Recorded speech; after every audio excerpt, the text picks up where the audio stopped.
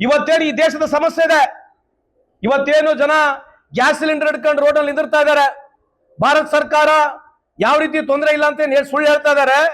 ಇವತ್ತು over all 2014 ಇಸ್ವಿನಲ್ಲಿ 190 million metric ton ನಮ್ದು crude oil import ಇತ್ತು.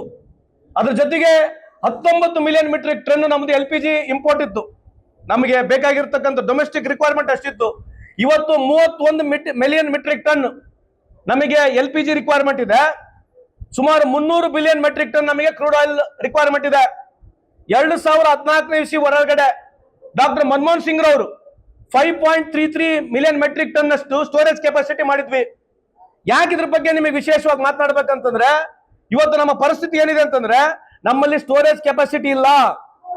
ನಮ್ಮಲ್ಲಿ 300 ಮಿಲಿಯನ್ ಮೆಟ್ರಿಕ್ ಟನ್ ಅಷ್ಟು ಕ್ರೂಡ್ ರಿಕ್ವೈರ್ಮೆಂಟ್ ಇದ್ದು 31 ಮಿಲಿಯನ್ ಮೆಟ್ರಿಕ್ ಟನ್ ಅಷ್ಟು ನಮಗೆ LPG ರಿಕ್ವೈರ್ಮೆಂಟ್ ಇದ್ದು, ಇವತ್ತು ನಮಗೆ ಸ್ಟೋರೇಜ್ ಕೆಪಾಸಿಟಿ ಭಾರತ ಸರ್ಕಾರ ಕೇಳಿ ನೋಡಿದ್ರೆ ಸುಳ್ಳಾಗಿ 74 ದಿನ ಅಂತ ಹೇಳ್ತಾ ಇದ್ದಾರೆ.